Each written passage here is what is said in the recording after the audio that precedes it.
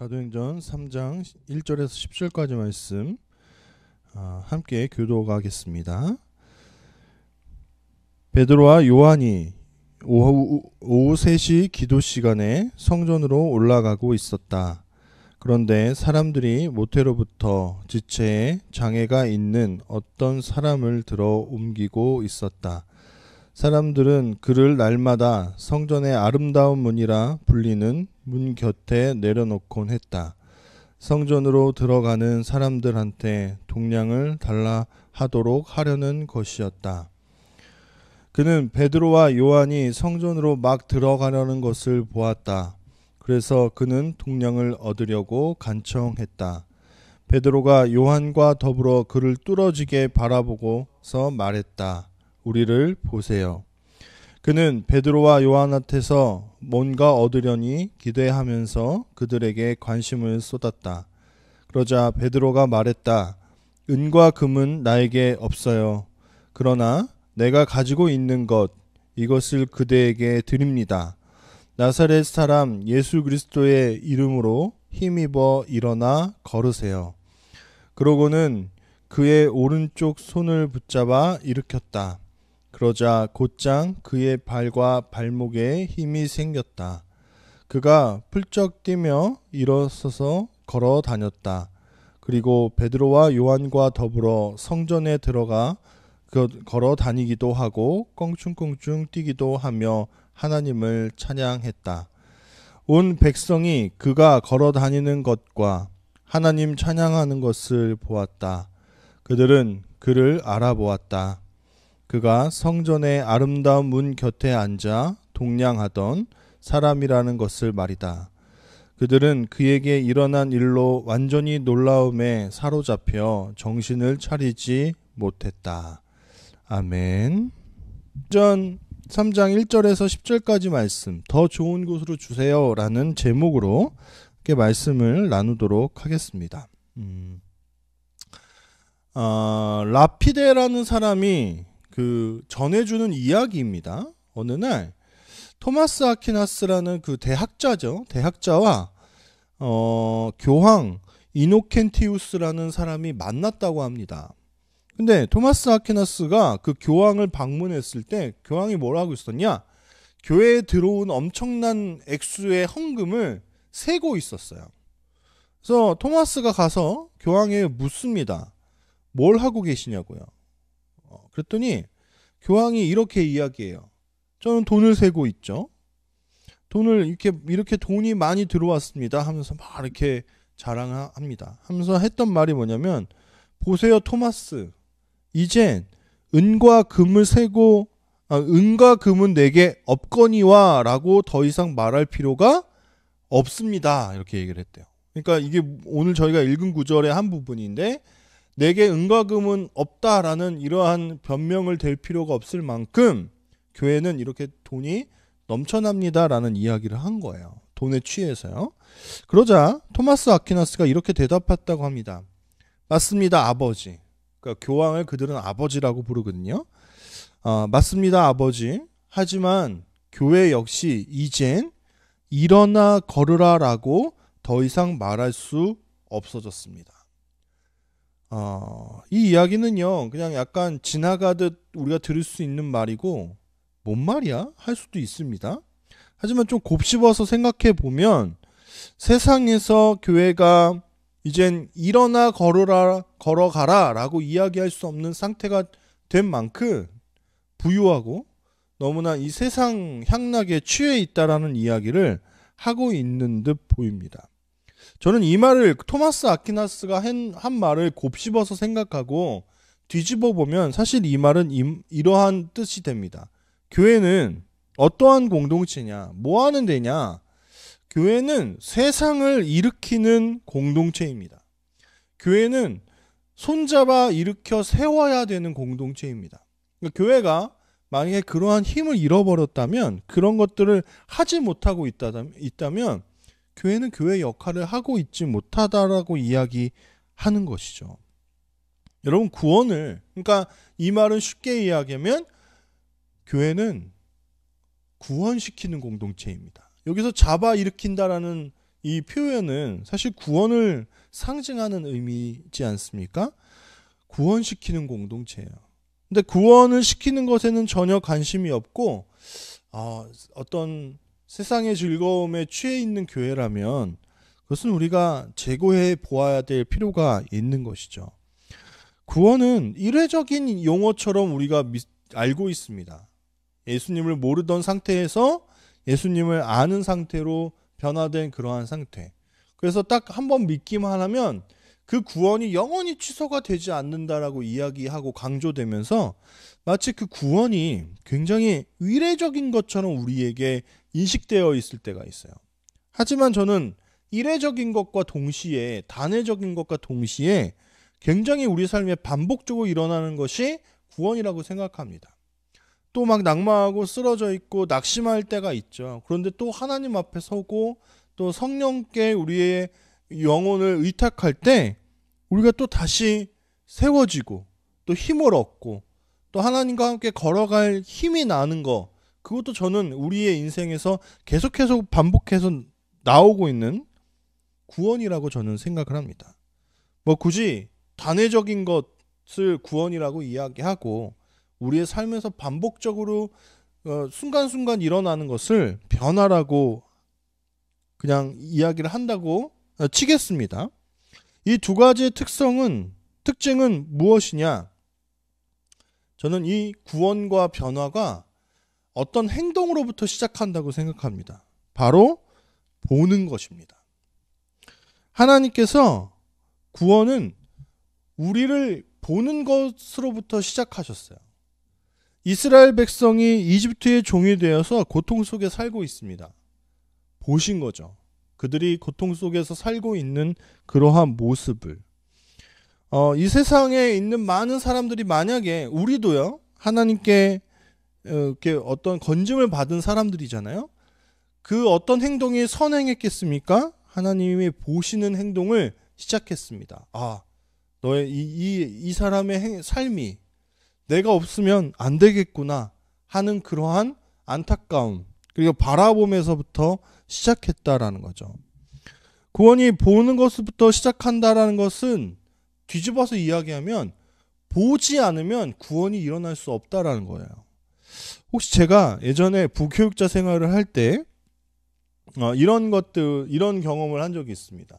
교회에 어떤 일들을 해요. 뭐 청소를 할 때도 있고요. 뭘 고칠 때도 있고요. 이런 것들을 다 부교육자가 하거든요. 근데 담임 목사님께서 뭘 갖고 오래요. 근데 제가 모르겠는 거예요. 어디에 있는지. 그래서 모르겠다라고 이야기를 했습니다. 그랬더니 왜 그걸 모르냐고 하면서 막 혼난 적이 있습니다. 그리고 같이 청소를 했어요. 근데 제 눈에는 깔끔해 보이는데, 정리가 잘 된 것처럼 보이는데, 정말 그 교회를 완전히 담당하고 계시는 거죠. 부교육자는 언젠가는 또 가니까 그 사람들 입장에서는 안 깨끗한 거예요. 정리가 안 된 거예요. 그러니까 저에게는 보는 눈이 없는데 그분들한테는 다 보여요. 그러니까 보이지 않으니까 저는 뭔가 더 일을 할 수 없는 거예요. 더 고칠 수 없는 겁니다. 뭘 가지고 올 수가 없는 거예요. 오늘 본문에 나오는 지체장애인이 나옵니다. 이 지체장애인은요, 아름다운 문이라는 곳에 나와서 동냥을 하던 사람이에요. 그날 처음 나온 것일까요? 오늘 본문을 싹 읽어봐도 그 사람은 오늘 처음 나온 것이 아니라 매일매일, 거의 매일매일, 뭐 비 오는 날 이런 때에는 못 나올 수 있겠죠?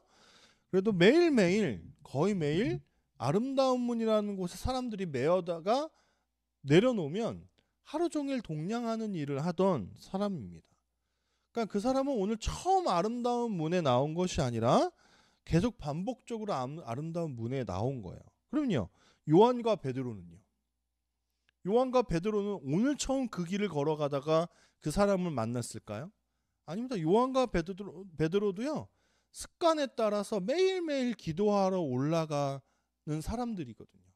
그러니까 아마 봤던 안 봤던, 인식하던 못했던 두 부류 다, 이쪽에 앉아서 국어를 하는 사람이나 기도를 하러 올라가는 사람들이나 둘 다 그 길에서 매일매일 한두 번 내지는 세네 번을 왔다 갔다 하니까요. 마주치는 사이였던 거예요. 근데 그 전까지는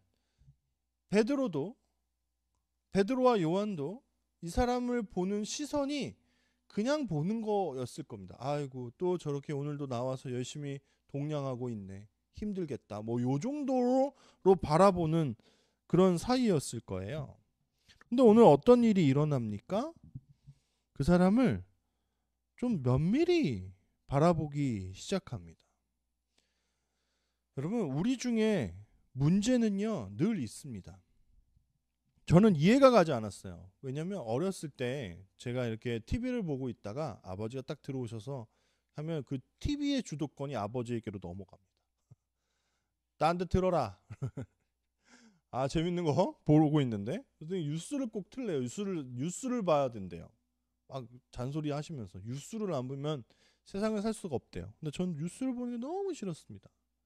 뉴스를 딱 보시면 뉴스를 보면 그냥 가만히 보시면 좋은데 어떻게 보시냐? 막 짜증내고 욕하고 막 저 엉망이라고 막 하면서 막 손가락질 해가면서 뉴스를 보십니다.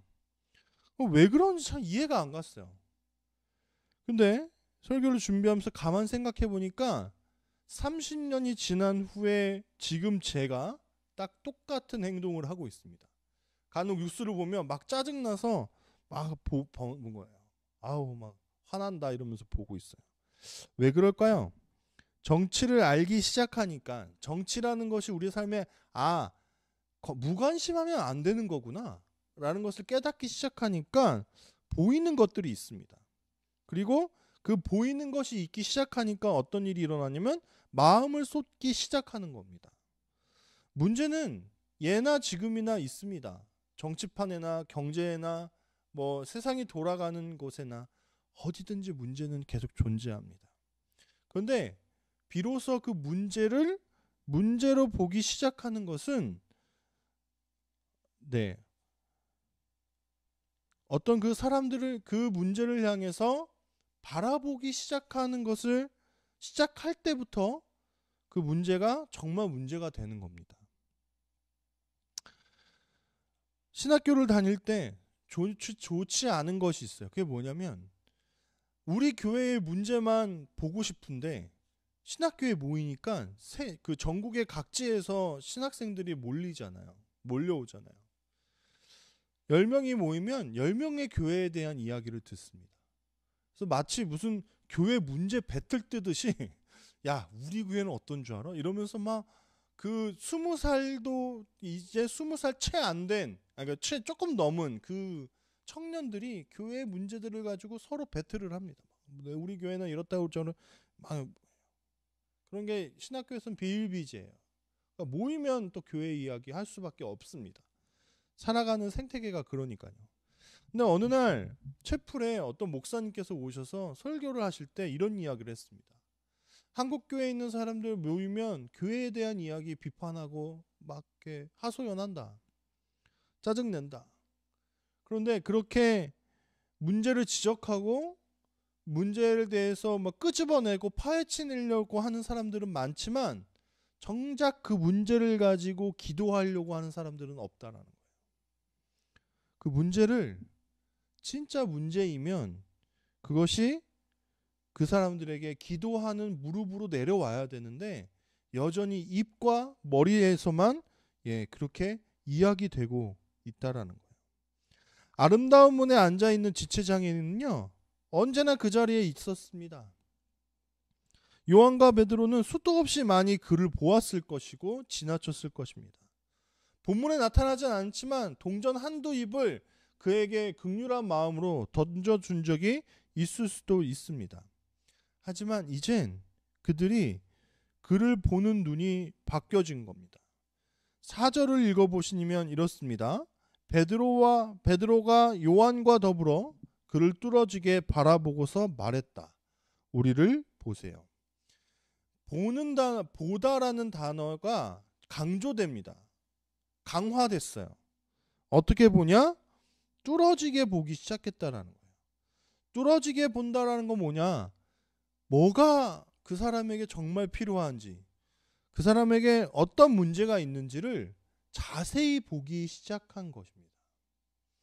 자세히 보면 보이지 않던 것들, 그동안 그냥 수도 없이 스쳐 지나갔던 그 시간들 속에 발견하지 못했던 것들을 많이 발견하게 됩니다.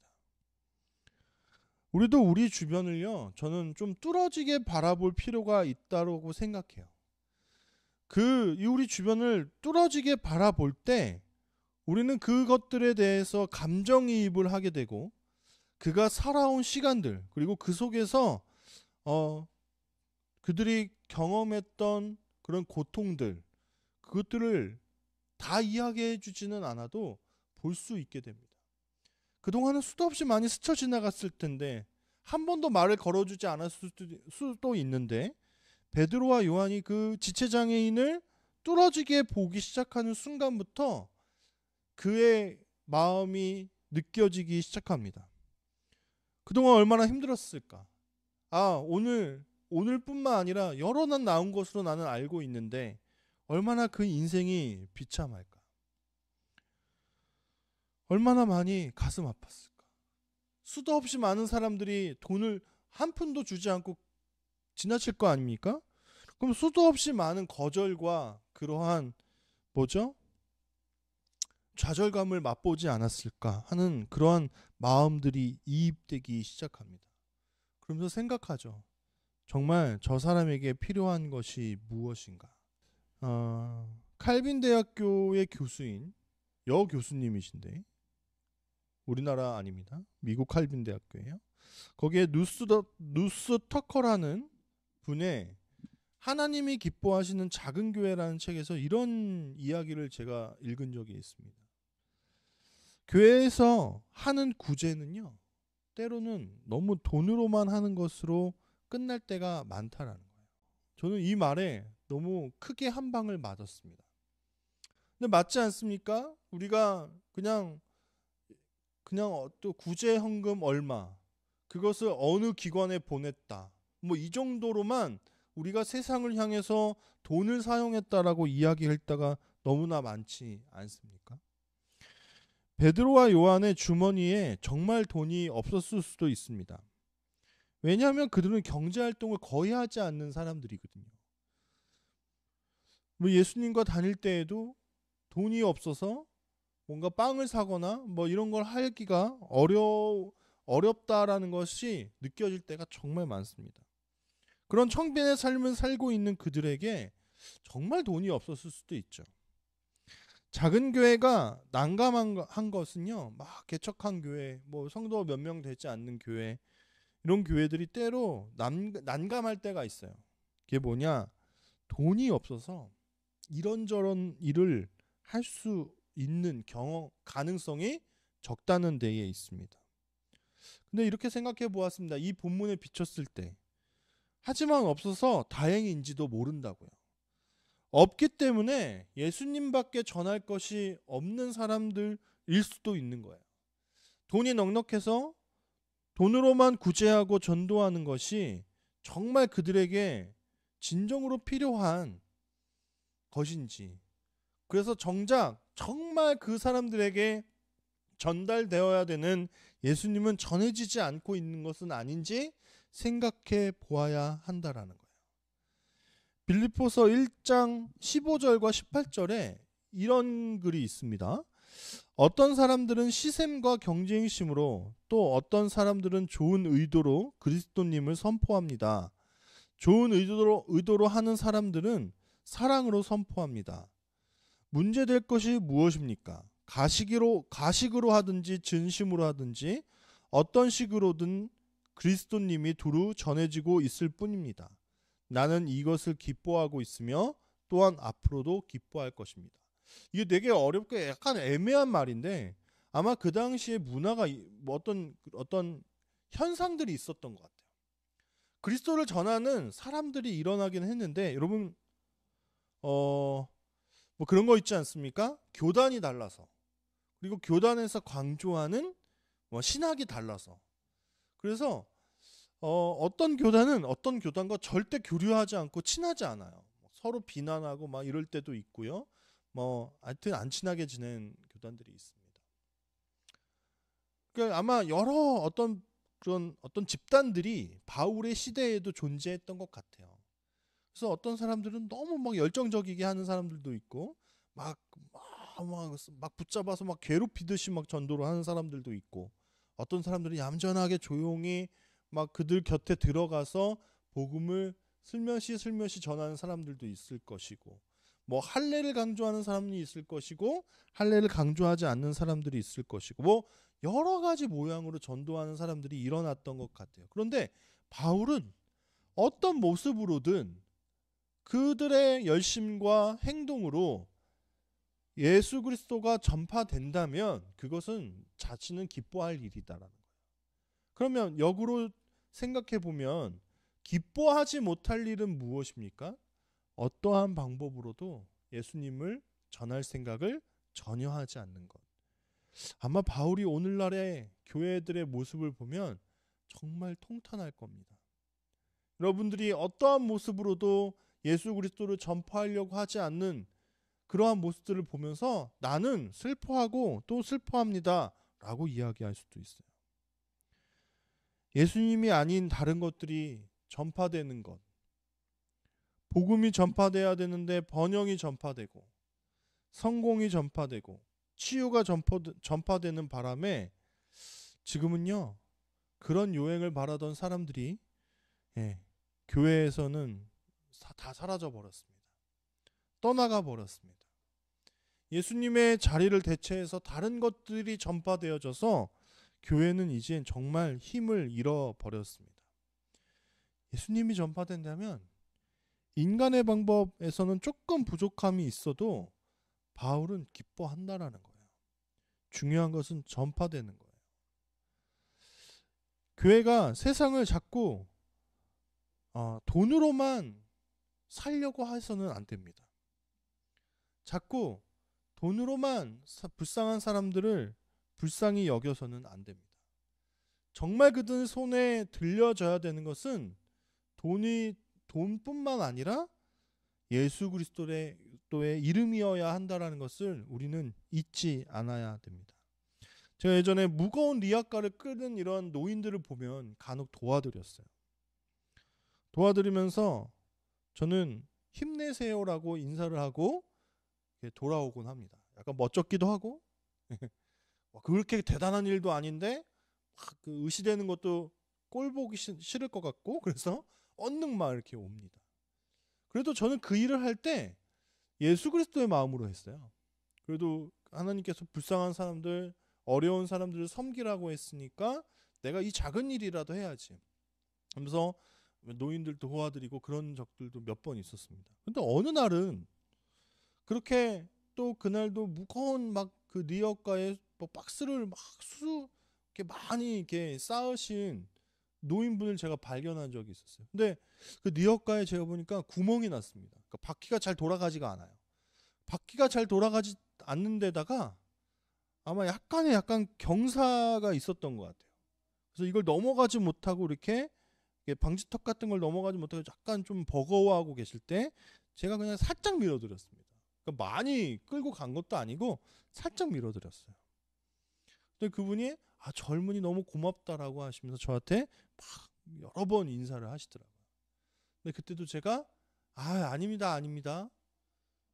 힘내세요 하고 이렇게 돌아서서 오는데 그런 생각이 들었습니다. 내가 여기서 그분께 이렇게만 하고 끝나면 이거는 아무리 내가 큰 일을 했건 작은 일을 했건 어떻게 일을 했어도 이거는 내가 선행한 것에서 그치는 것이구나. 여기에 내가 정말 예수 그리스도의 마음으로 이 일을 했다라는 것은 어디에도 나타나지 않는구나 하는 생각을 하게 됐습니다. 아닙니다. 저는 예수 그리스도의 마음으로 이 일을 하는 겁니다.